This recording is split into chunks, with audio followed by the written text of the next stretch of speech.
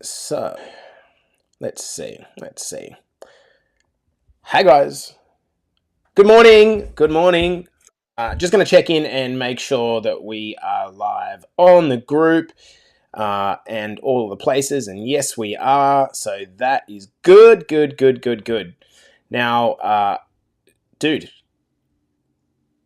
going to be seeing you pretty soon. So yeah, 22nd of March. 22nd of March is when I get in. So Yeah. so it'll be 22nd till the 27th. So I'll spend a couple of days with the fam, and then we'll do the retreat. And then we pretty much fly out for the day after the retreat, and then come back. So I have to work out whether we're going to do a men's one yet. So hopefully that will be good. By the way, guys, just if you're coming into this one live, like you should be, because your two favorite coaches are here, right? One of the things that I've just realized is it actually does display. You guys keep telling me that it doesn't display the Restream link. It does display the Restream link, but once you click to see the entire video, that's where it's not. So what I might try to do here for us is to put it into the comments and see if that is clickable or not. So it's coming through now. So Tez, as an example, and guys, we're going to be starting in 1.5 minutes. Is it clickable there now, Tez, from the actual comment section there? So I just commented it in. If you are able to click it, guys, please do so. What that allows us to do is see who's actually commenting on these things. So here it is. I'll pop it into the girls group as well. And we're going to be starting in 1 minute. So we got some crew in here. Look at this. Mr. Popular bringing in 15 guys already. Good morning. How are we, guys? Good morning, Mr. Duras. I hope you're well. Oh, you managed to get that Mac thing. Wait a second. You're not even on a Mac. How did that happen? What's going on? See how you just did that thing that the thumb come up? Me? Yeah. No, it didn't. It appeared for you. I don't know why it appeared. Anyway, it doesn't matter. Just forget it, mate. Because of the hand signal? Yeah, because of the hand signals. Did you do that? Do that. Just go like this to the camera. Nah. Yeah, see? See? It's appearing on your screen. Yeah, so they must actually be rolling this out to multiple different platforms. Guys, we're going to get started in 30 seconds. We got Big Troy in here as well. This is going to be mad. I'm pretty excited for this chat. So how's everyone? I hope you're having a beautiful, beautiful start to the morning. G'day Clint, g'day Sean, Tez is in here as well. We got Wazza in here. It looks like a bloody beautiful day back there in Australia, and I'm super freaking jealous. Although I'm going to fly to Hawaii, so there you go. Yeah. I'm just going to, put up with all your beautiful, beautiful blue skies for long enough, and I'm like, nah, I'm going to Hawaii today. Anyway, guys, let's get stuck in. You ready to rock and roll, big boy? Yeah, buddy. All right, buckle up, guys. Troy hasn't told the story before, so I think this is going to be good. All right, let's get started on the count of 5, 4, 3, 2, and 1. Welcome back to the Better Body Academy podcast. This is the podcast that you come to when you are sick of the dumb diets and unsustainable workout programs. Today, I'm joined by Coach Troy. This man, my longest standing friend. We met in kindergarten, must have been like 1942, I think it was. We were 5 years old, I think. So we've been mates for nearly 40 years in a couple of years, Troy. Jesus, that makes us feel old. I was thinking this morning, I don't think we've ever had a fight or an argument. And that's probably because Troy is so tolerant, loving. This guy will give you the shirt off his back. It's just the type of guy he is. As we were growing up, Troy transitioned into personal training. And he was an excellent PT. Technically brilliant in teaching movements and breaking them down for clients and getting the clients to be able to trust him. And even before we had BBA, I always felt like we were going to work together in some capacity with our aligned fitness interest, and because we'd been mates for so long.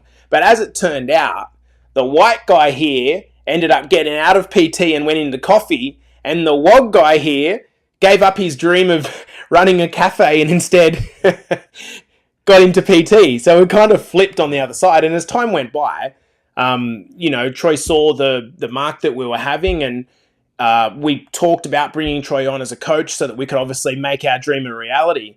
But then through the last probably 3 to 4 years, there were some real challenges that Troy had to work through, and we're going to talk about them in this podcast here. Eventually what happened was Troy came out the other side of those really traumatic experiences, and now, obviously, he's a BBA coach with us. He's refound his mojo and is slowly transitioning from the mindset of brick and mortar PT businesses into the online space. So I invited Troy to come and discuss his story with you guys today. This is a story I think that is inspiring.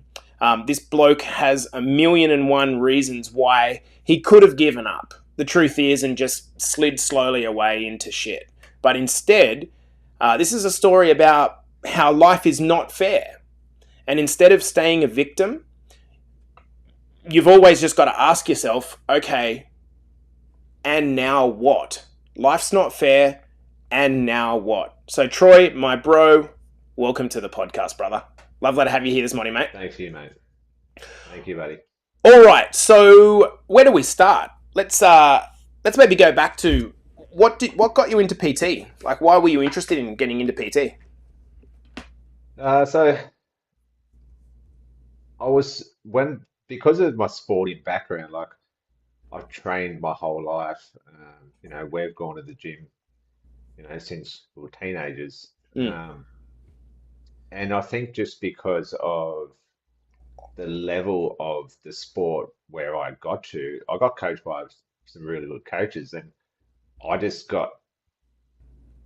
get really fixated on how things are done and just things like that. So I was really interested in how the body worked and how you can push it to certain limits and everything like that. So I started just naturally already coaching, our friends and everything like that. When we'll go to the gym, I would just naturally just do that. So I didn't see myself in trades or anything like that until when I was 40 years old. Like, I'm a tiler, but I couldn't see myself doing that at this age. So That's right. You're a qualified tiler. Yeah, I completely forgot about that. Yeah.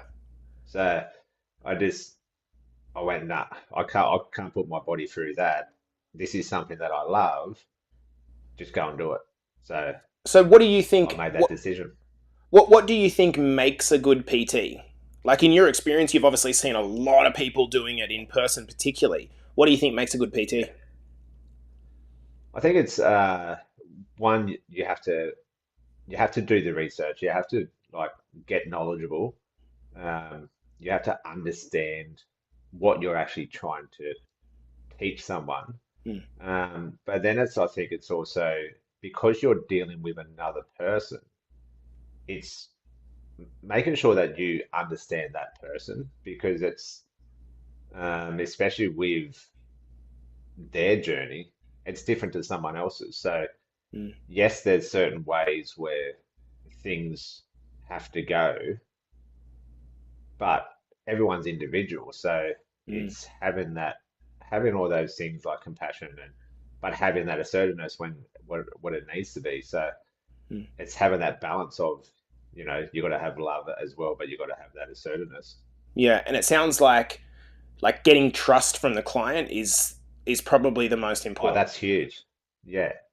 Yeah, because you see so many that are in the gym and they're the face-to-face ones and they're training someone, but they're off looking at like somewhere else. They're not even looking at their client. Like there's no personal interaction. So that client's never going to trust them. So that client's never going to get to where they're going to get to because they're not going to want to put in for someone that's not putting in for them. Dude, I totally agree with that. And I just I've kind of got this vision of the PT that didn't really they didn't fit into the trades. They weren't a university person that wanted to go that way. So they did PT because they had a nice body, right? And then they go into the gym and they cross their arms and jack themselves of steroids and then stand over someone and just kind of like look down at them. Yeah. Like, how fucking ridiculous. And Yeah. so it's, yeah, I agree totally. The good PTs are the ones that are, they walk a line of both compassion and discipline, man. And that's something that I Yeah. admired about the way that you operated. Yeah. Yeah. It's good. You see it so many times where they're just like, do this, do this, do this. And you're like, well, try and get into why they're not doing it or Mm, why they can't do it or, mm, is it mental? Is it physical? mm, Um, yeah, but a lot of people, I think they first get into the PT world because they think of it as this paradise of life kind of mm. thing where they're like, oh, I just get to go to the gym all the time and all this. And you're like, no, it's hard work. Hard. You're up early, you're late because First you're going client on at someone else's 5 time. o'clock in the morning, last client at 8 o'clock Yeah, at night. And it's like, yeah, yeah, yeah, yeah, rough. Hey, dude, before we get into you specifically, and unprompted, as a PT, what do you think is the like the one or two biggest mistakes that people who are wanting to make a transformation, whether it be broad or specific, what do you think are like one or two of the biggest mistakes that people make? Like stuff that you see repeatedly made, and you're just like, oh man, if you just knew this thing. yeah. I think the biggest thing, everyone knows it, and it's um, because they see all these people in the gym and they see what they look like. So they're like, I'm just going to do what that person does, and it comes back to the gym. But no one is really taught that nutrition side of things, um, where they'll just eat the way they should, or they've seen someone eat some meal, so they're like, I'm just going to eat that, but they're Mm. not actually And, understanding that. and So they just think it's all physical, and they just got to burn and burn and burn and burn and burn, but they're not thinking about what's actually going into the body. That's the most important part.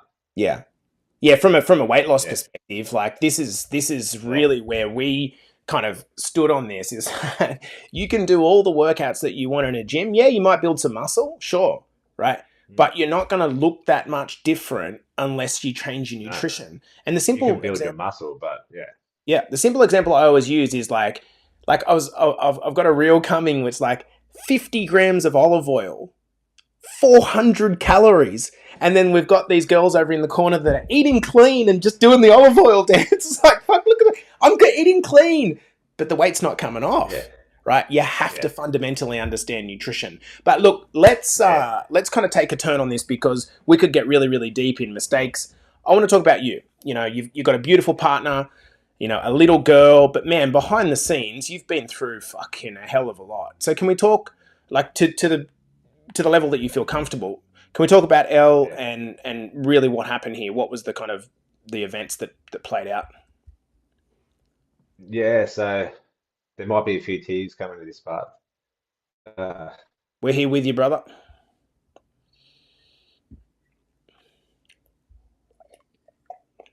so,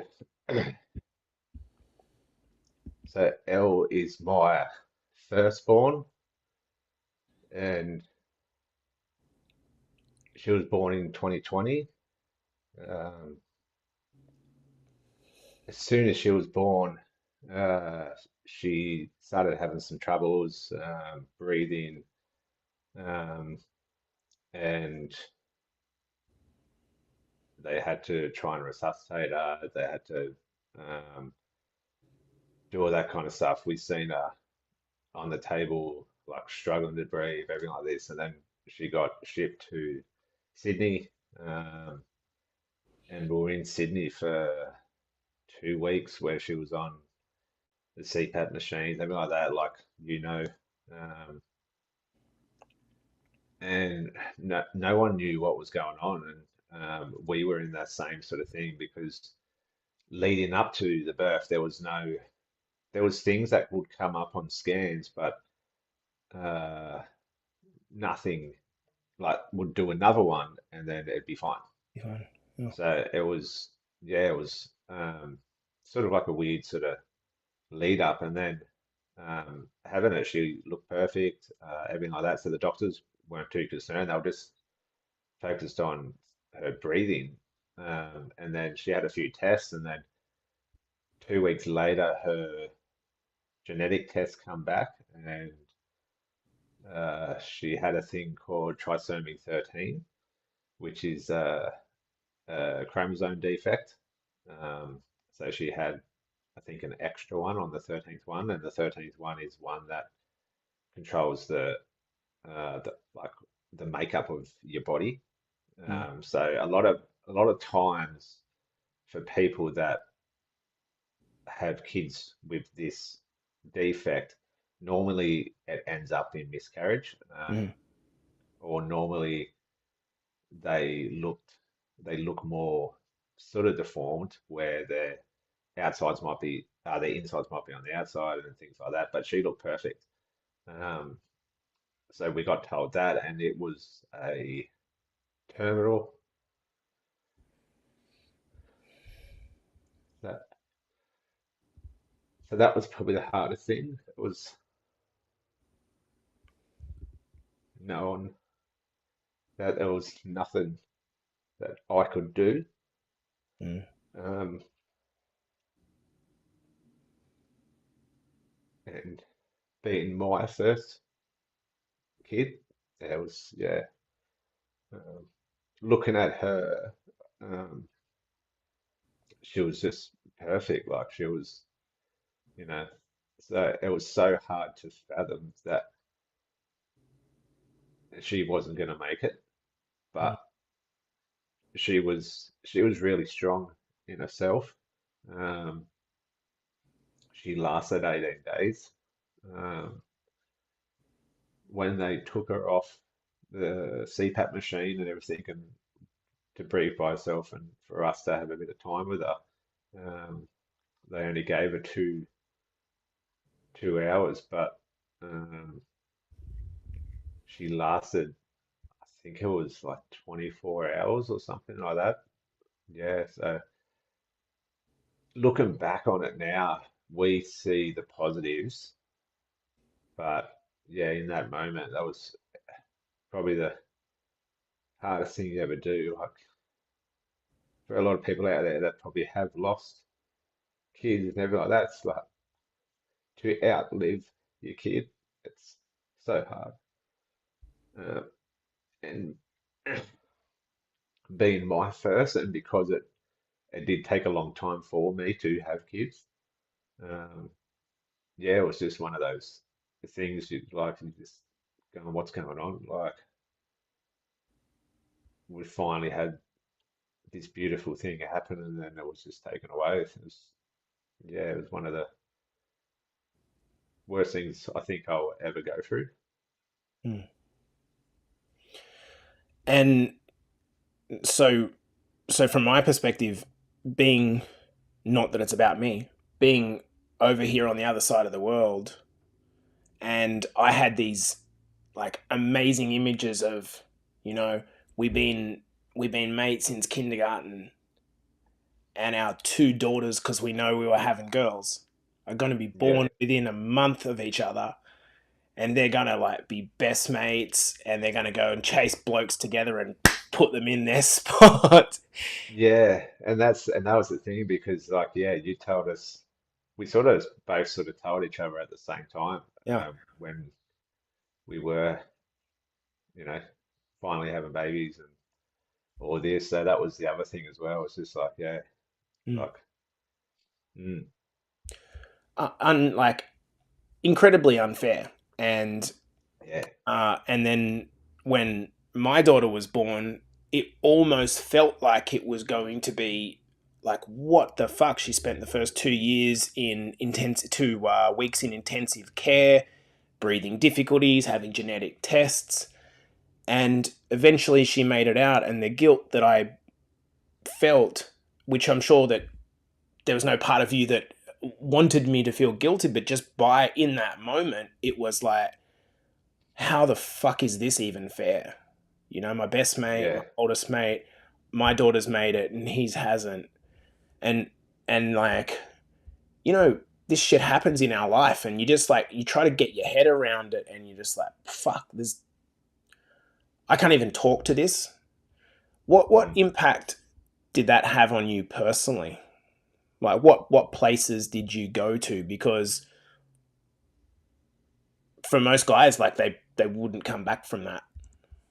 Yeah, and I think like, and I was probably close to not. Um, it was like I went pretty dark, and I think I went really, I went really inwards, and Mm, yeah, and I didn't let anyone in. I hid from a lot of things, so I might have been present, but as soon as talking about it or something like that turned up, I hid away. Like even if it was when we finally got to a point where we actually come out and seen people, when it was brought up, I would literally take myself away from it. And the bad thing for me was that all pushed onto Mark. So my partner had to deal with the talking about it and everything like that, and she was going through exactly the same what I was doing, but I I wasn't even thinking about that. And I think, and that's something that I look back on and I wish I could have changed. Um, that I was just really thinking individual when it didn't just happen to me. You know, mm, it happened to my missus as well, and it probably could have like wouldn't even be harder because the women has to bring the baby into this world. So I went to some pretty dark places, and I just sort of stayed there. And I think I don't know if it was just the don't know if it was just like the why me and all that kind of stuff. I just couldn't comprehend mm, what what just happened. mm, Like having my first baby, and then the next thing I don't, and then yeah, confronting all the questions and all that because at that time we did have our coffee shop, so all the customers and everything like that, they were also excited for us, and then for when they come in, they have those questions of like, mm. oh, how's the baby? And then It's you the have to, same question over and yeah, over and over again, and yeah, it's like a trigger. yeah. It's a trigger, yeah. I Man, sort of hid from it, and which made it worse for my partner. And that's, yeah, I, one thing is for a lot of people, if they are going to be going through that kind of thing, is stick together and take the reins on for both because if you're feeling shit, the other person's feeling shit too. And mm, I feel so bad that I hid away and just sort of pushed her in the front. mm. Shout out to women as a collective species. This is why I am just furious when I hear about a man touching a woman physically. It's like, aren't they so powerful when they're put into that position? Like, it's, Yeah, and I think about the slightly lesser version of what happened with us, just like the step up in chords and the step up in Mart was just holy fuck. And then to the amount of women that go through similar situations like this, something that even a man can't comprehend. We're too busy dealing with our no. own shit internally that it's like, And a lot of times the women are the only ones that are going through it because the man might not even be there. yeah, So, yeah, yeah. yeah. Hey, do you feel that it gives you a deeper understanding of how and why people get stuck in Mm. situations which then causes, for example, weight gain, or like do you feel like it helps you to empathize with clients on a deeper level? I definitely, yeah, yeah. It gives me a lot more understanding of there's that deeper level of why someone might be just holding back, because I know how deep I got, and I know the things that I stopped doing. Like I stopped doing the Someone things that who is I trained loved. their entire Yeah, life, who's eaten healthy their entire life. mm, Mm, yeah. I stopped training. I stopped doing all that, and I think it was I haven't delved too deep into it because I'm sort of getting to that other point now. We're looking more on positives of what happened, but um, a lot of it, I think, was I didn't go and do those things because I don't think it was because I didn't deserve to do them, but I think I was always sitting there just going, well, she's not here anymore. So like, yeah, What's I think it was just that that happiness thing got taken away, but there was so many other things around me that is was happy, but I wasn't. I was just stuck in that small little bubble where the bubbles are so much bigger, and I could have. So the understanding for clients of yeah where they are and how to get them out. Yeah, it's close to your heart? mate. I think it's helped me to be able to coach clients and everything like that because I've been in the dark space. Yeah. And from then, was it 2 years later? Um, little girl comes into the world, number two, and Yeah, so we we were talking to the genetics specialist and everything like that, and because we were thinking like, is it something to do with us? Is it my genetics? Is it Mark's genetics? Is it our combination of genetics? And um, they got back to us and basically said, no, you guys, like it's perfect. You guys, that was just a rare thing that happened, and a little thing on like why Elle come out perfect and she looked normal and everything like that is because she had this one that was it's called mosaic trisomy 13. So she actually tried to correct the wrong. right. She got to about 20%, but couldn't go like couldn't fix anymore. Like it's a hard thing to fix. So we see that as our miracle. She did that for us to see her Wow. in a normal light because I think any other way, if I seen her in it like any other way, I think that would have ruined me. But we've got that pictures of her and everything like that, and I think she did that for us, and that's the Fuck. way we sort of look at it. I did not know that But part.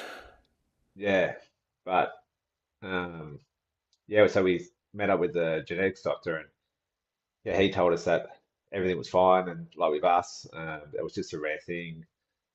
If you guys want to try again, like he goes, I pretty much guarantee that it wouldn't happen again because it's not something that It's passed on. just happens. Yeah, it's just a rare thing that sometimes can happen. Mm. And pretty much we just went like, if it happens, it happens. We're not going to put pressure on anything because of what we just went through.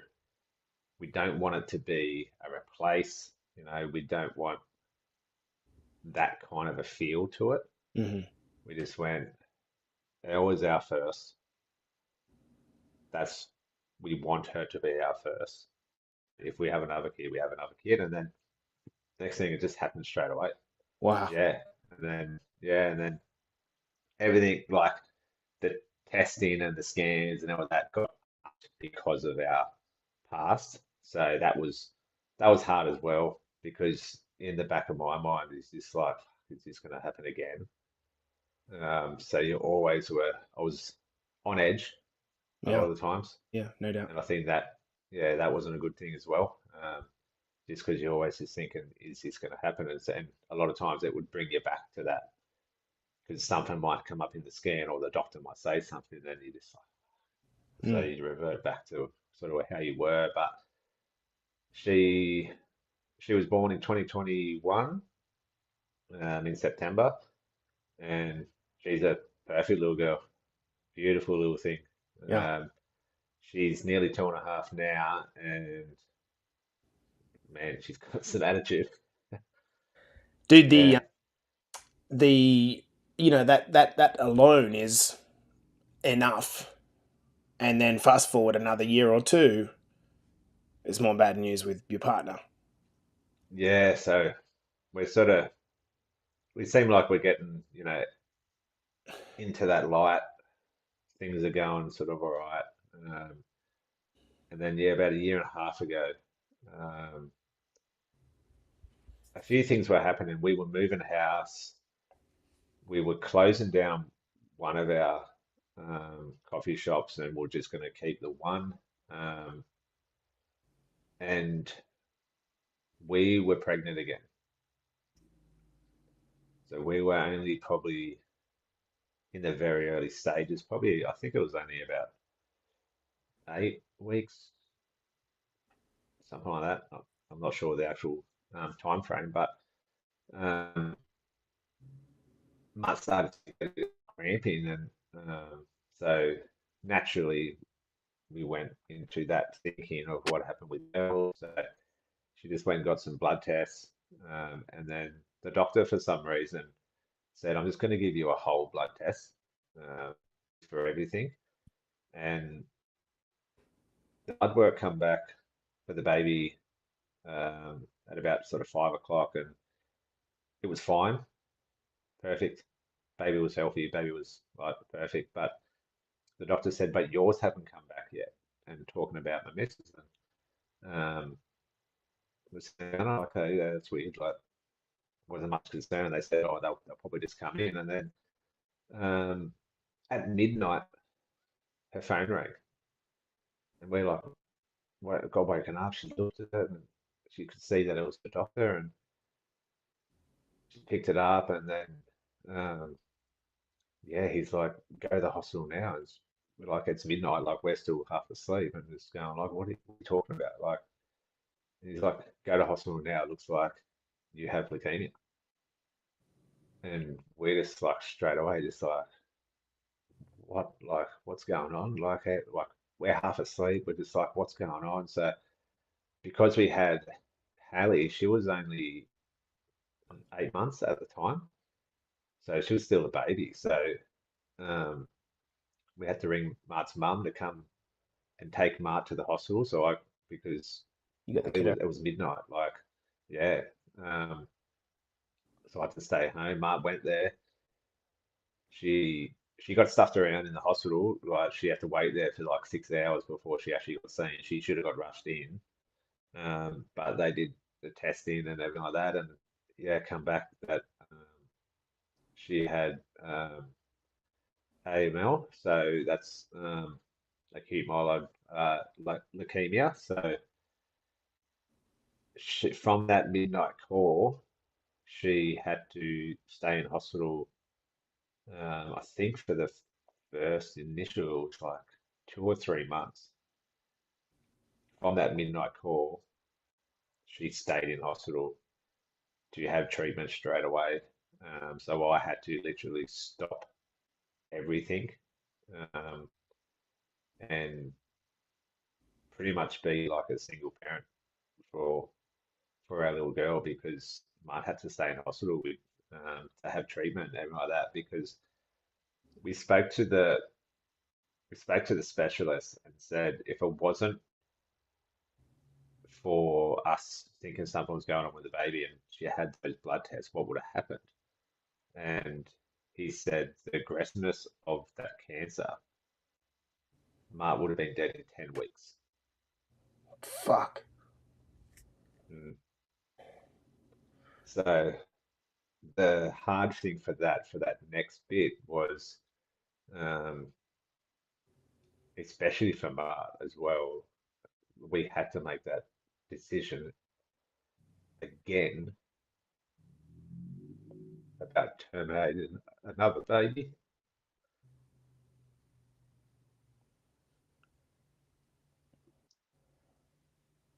So that sort of took me back again. Just, I should have had three beautiful little girls, but so that was another hard thing, especially just for Mark, because she's the one that she just got told she had leukemia. Now she had to go through this procedure to basically terminate a baby, a healthy baby, because it was literally either you You don't do get the treatment for the baby, yeah, and pretty much die, or you're gonna have to terminate the baby and try and trying to help yourself. So that was a hard decision. Um, but we we look back on it now as that baby saved Mark's life. Because if it wasn't for those feelings of what was happening and for us to go and have those tests, you wouldn't have ever known. Mark wouldn't be here. Yeah, Mart would be like she would have died.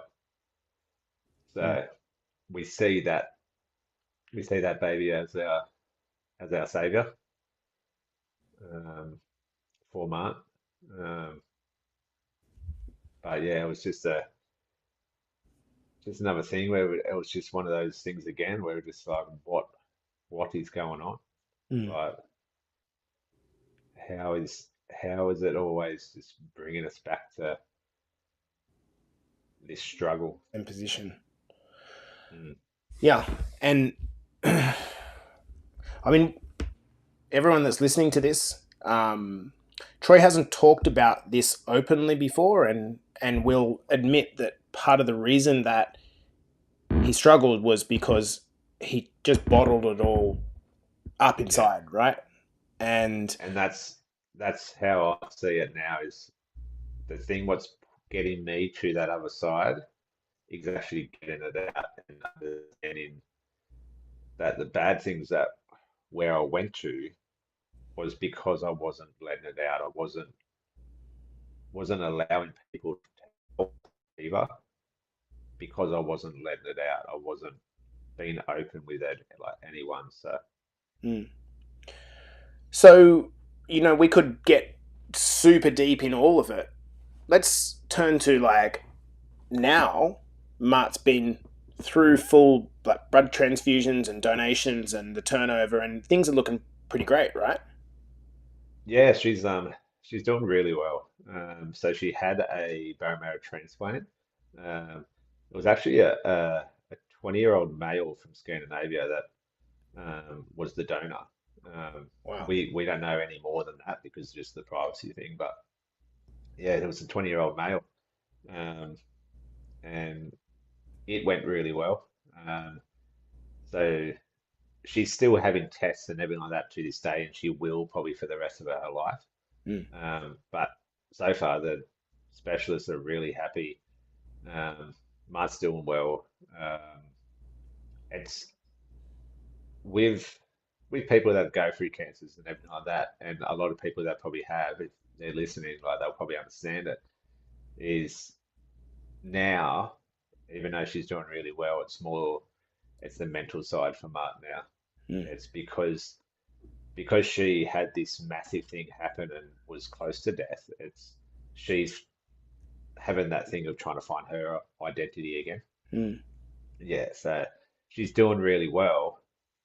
It's now we're just on that side of things, just Trying to helping navigate what that the future mental looks side of it. like. And Yeah, dude, yeah, you said something on a mastermind call that we had with a bunch of boys a couple of weeks ago, which was I just want to get back to where I was. And one of the yeah, comments that was made from it might have been Nick Friend in his wisdom, maybe one of the yeah, guys who just simply said, "Hey, listen, with what you've been through, is it about going back to the previous successes you have, or warts and all, trauma and all, creating a new you?" And to kind of finalize out this discussion, the reason I wanted to bring this up, and full circle, there's been a number of things here that are very delicate to talk about, but every one of you listening to this has some level of trauma or pain in your life. And it's not, don't, let's not make it a dick swinging contest where we compare who's got the deeper pains. That's not the point. It's to say that, you know, um, we all go through these things. And if we haven't yet, we probably will. And it's less about whether or not it happens to you, but how equipped you are to be able to perhaps deal with it and process it when it comes along. What do you think has helped Troy and you being able to process three monumentally devastating things? And add to this, we're not going to talk about this now, but with your mama, right? With yeah. being diagnosed with breast cancer now, it's like, at what fucking point does it stop? How are you able to claw your way back out of this? Like, what sort of things did you focus on? What did you do? What realizations have you had? I think the the main one is to have that supportive system around you and allow yourself to have them around. When I was in my darkest points, I wasn't allowing anyone to help me. I was just wallowing in that. Um, so I finally allowed some people in, and the biggest one for me is was opening it up to my partner. So um, she's been my biggest supporter and my biggest helper through this whole thing. Like I have to give her all the love and appreciation for everything that she's done for me because she's probably the biggest one that's actually got me through as with my family and everything Of like course. that. Um, but having her just constantly be there, it showed me that that love was still there and that helped me sort of bring it out. And like what you were saying about when I was talking about, I want to go back to sort of how I was. Yeah, that sort of when Nick said that, it did make me think. I actually sat back and really thought about that, and then I did have that realization, like, well,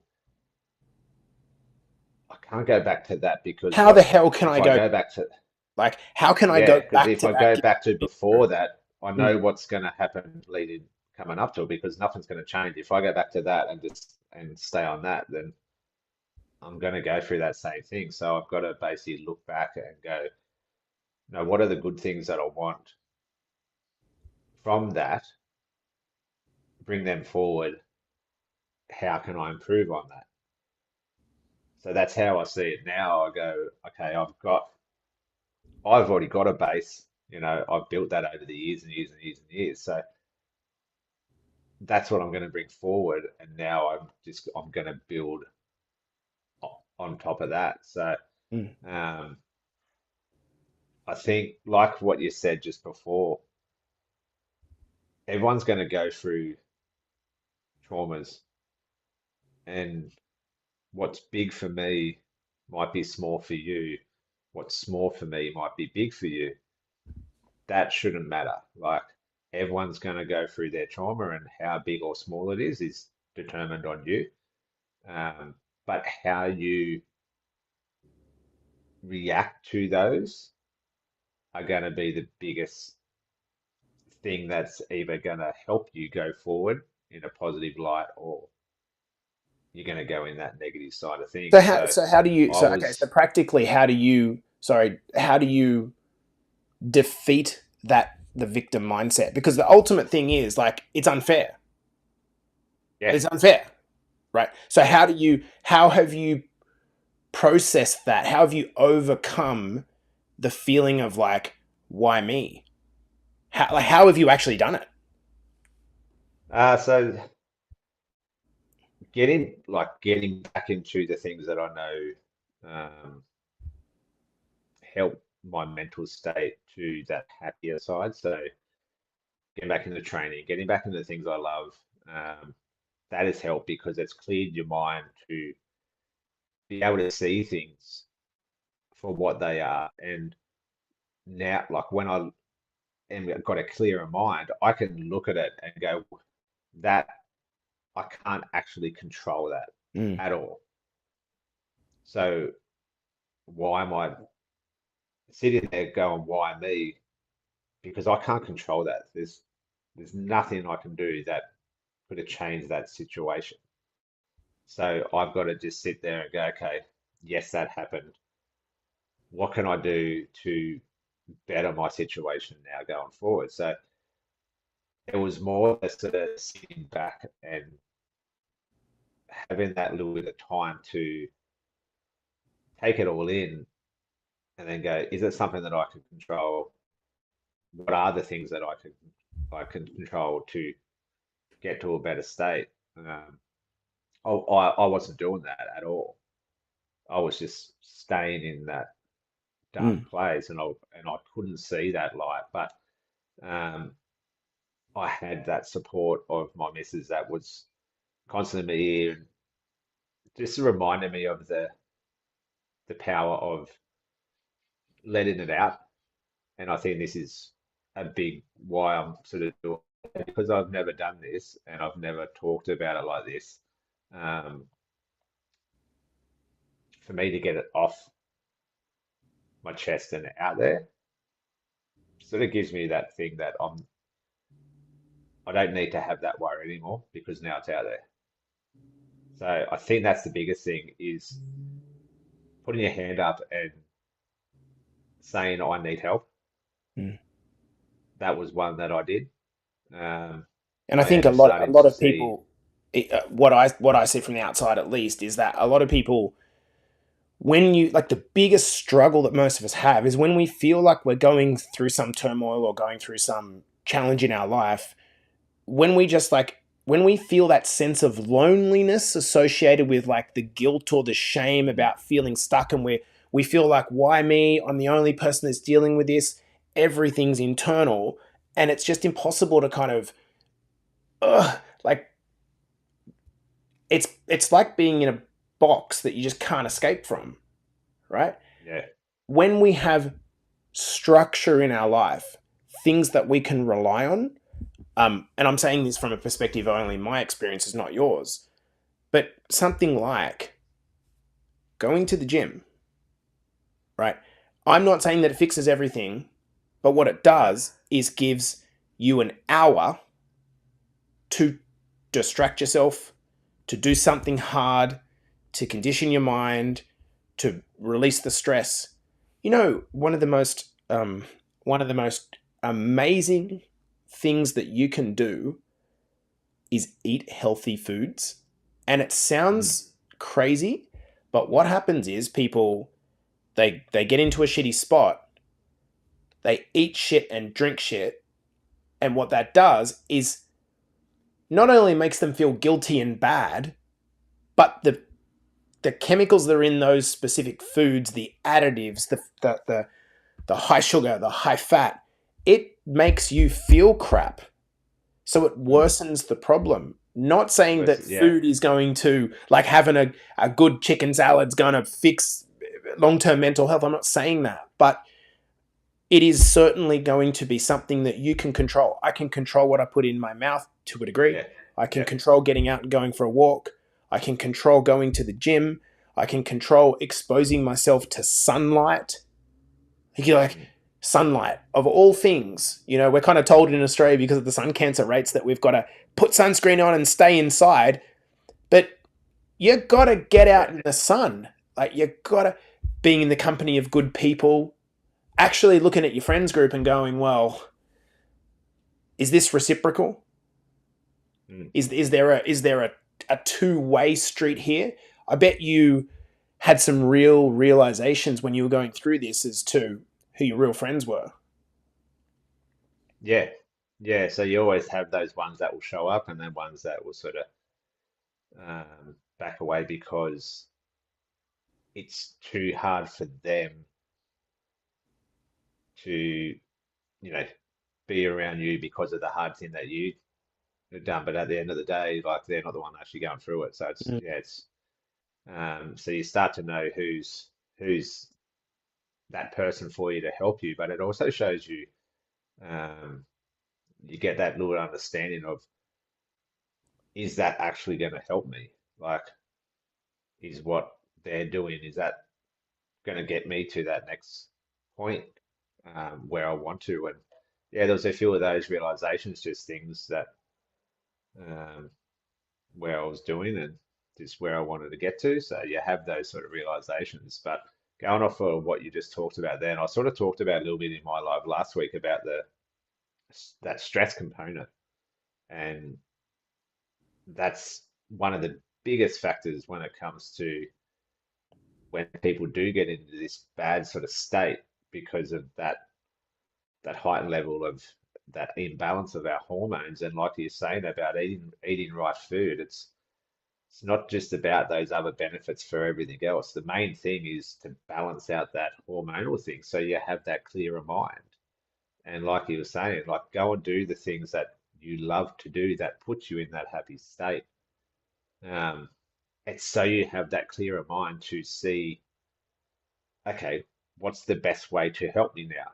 When you're not in that state and you're only in that crap state that's all you can see, you don't see a way out because you're just constantly making yourself more crap because you will eat more. Then the next thing you go, now I'm crap because I just ate that, and it's a flow-on effect. Uh, So then you just dig yourself deeper and deeper and deeper and deeper. Yeah.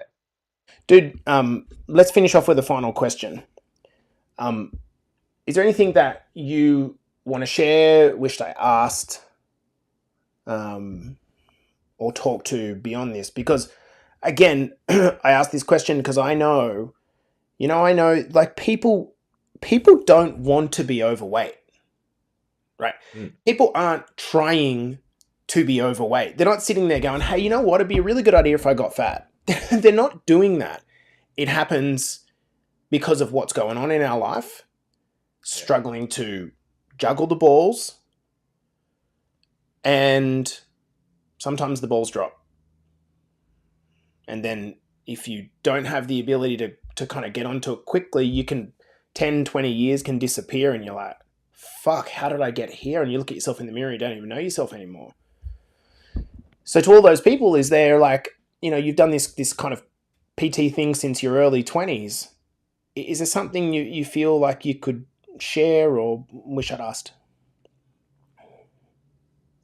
Uh, no, we're sort of like we covered the majority of it. I think the big thing with it is just the when you start to get aware of that you are going like you are in that bad state from whatever the issue might be. It might be a traumatic event, it might be an injury, it might be just, you know, Depression. family life. Yeah. Like, Yeah. yeah, yeah, Getting over whatever it. it is, if this, as soon as you have that awareness of where you are, seek that help. Like, don't be afraid to actually seek that help because you you need to have someone throw that rope down for you because you're not going to be able to claw your way back out of that hole that you just dug because it's really hard. You don't have that energy to do it. You need to someone needs to be able to throw that rope down for you to be able to hold on. And then yes, you're the one that's gonna have to climb up it. But you've got to be able to accept it. And I think that was my biggest thing is that I was too proud to because of what I have done in my life and everything like that, I was too proud to ask for help. And but my biggest thing that's helping me through is actually getting the help. And with and that's just not going to see someone. It's leaning into your friends that you know are going to help you. Like, you've helped me a lot to get through. My missus, like, she would be that number one that's got me through this.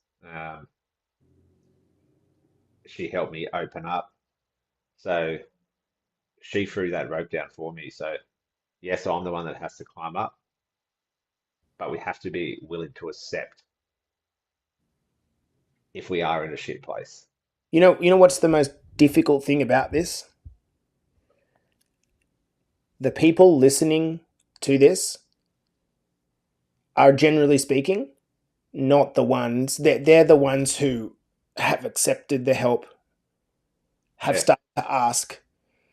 It's the men and women that are in our academy that are not listening to this, that are suffering yeah, in silence, that don't come to the coaching calls, that ignore our messages in the success team.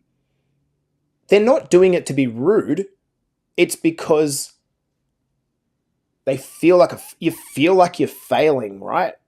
And when you mm, feel like you're failing, the last thing you want to do is like, oh, help anyone. Like, it's yeah. it's almost like I'm I embarrassed think to ask for help. I And think like especially for me, it's like the understanding of that failure is going to happen. Um, It's how you sort of come about it. Like it's just now that I see it as that's just part of life. Failure is going to happen, but the only reason failure happens is if you have a go at something. So the good thing is you had a go at something. Yes, okay, you might have failed, but now I can learn from that to have another go. We don't just have a go at something once and then just go, oh, that's it. To get good at something, you have to do it 100 times, 1,000 times. And I think that's what's helped me because I'm still needing help now. Like I go and see a psychologist and everything like that. Um, and I'm going to struggle with it for the rest of my life, I think, because how do you get over losing a child? I don't think you do, but it's how I look at it now, and I'm going to have those shit days, but I'm going to put things into place, like you said, a structure that's going to help me get to the next part. I'm allowed to have shit days, but tomorrow could be a good day. I love that. I'm allowed to have shit days. I'm going to finish off, guys, Allow with yourself, yeah. just piggybacking off the back of what Troy said, because there's still 20 people here watching live. And I went to a financial conference the other day, Troy. I don't know if I shared this with you. They asked the question over the so Roger Federer, one of the greatest tennis players of all time, perhaps equal best, maybe second best, whatever it is. What percentage of points, as in like 15, 30, 40 set, Yeah. what percentage of points did he win over his entire career? And you would think for someone that was so dominant for a long period of time, the answer would be like 80, 90%, something like that. Well, he won 83% of matches. Mm. So he was victorious in the match 83% of times. But he was only victorious in 53% of points. Mm. So extrapolate that And those, how you will. yeah, You don't have to win every day to win the match. Roger Federer won marginally just over half of his points, which blew out to being 83, like 84 in every 5 games he won. And so applicable to you is that you don't have to win Monday, Tuesday, Wednesday, Thursday, Friday, Saturday. You don't have to do that. Effectively, like, you basically need a win every second day. And that's the approach. It's like if the people that are able to manage their weight, make more money, have a better career, are the ones that don't massively attach to the highs and the lows. Every morning, it's kind of yeah, like, all right, new day, press reset. And sometimes you're just going to have some shit ass days. And for that matter, shit ass months. And for that matter, shit ass years. But a good life it's accumulated over time by one day at a time, 1 week at a time, 1 month at a time. And this is the hard work that no one talks about. What we see is the product. We see the nice house, the flashy cars, the lots of money, the private schools. But that's all we see. We don't see that every day you and I are waking up fucking early to get up and work on ourselves. And anyone that does that, whether it be in their fitness transformation journey, their career, will win eventually, because the answer is to become consistent, to become disciplined, not around being perfect, but to become disciplined around the process. And what ironically starts to happen is you start to love the process. You'll go from not being a gym guy or girl, like that's the last thing I want to do is fucking go into that gym, to all of a sudden, mm, I go to the gym. I just became a gym guy. I don't know how it happened, but I did, through consistency. I just became a healthy person. I have a drink every now and then, and eat a pizza every now and then, but for the most part, I just, I'm healthy. Part of being healthy is might be having a drink, might be having a blowout. But after you've done this enough times, you start to realize that you don't need to be perfect. And the number Yeah. one failure, if you had asked me the point, Troy, about what's the number one thing that makes people fall off that I asked you at the start, is it's the black and white thinking. It's Yeah. this like, that's the number one thing people say to us when they apply. They say, I'm an all or nothing person. The first thing I would say is, you got to fuck that off very quickly.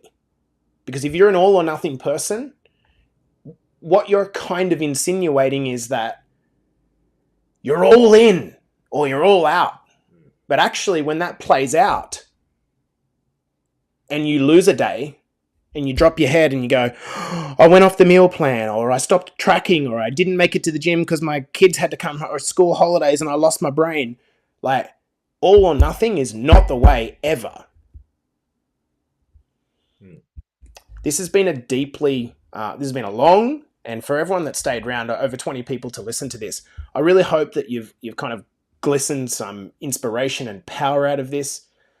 Troy, this is much about providing an opportunity for you to share and tell a Yeah. story No, I to get, appreciate that. yeah, to get the weight off your chest, bro. So extremely brave, and hopefully, even if one person listens to this and goes, yeah, Yeah. I can do this. Just be in the present and just know if today's not a good day, all right, let's get better tomorrow. Have that mindset of just trying to help yourself every day. And that's how I look at it now, just be present. Things happen. I might not be up here all the time, but I'm not going to stay down here. So, like what Jace is saying is that middle ground. Yes, good things will happen, but so will bad things. So, tomorrow, I'm going to get better for what I did today. Best. Guys, this has been the Better Body Academy podcast, live with my best mate, Troy. We'll see you in the next episode.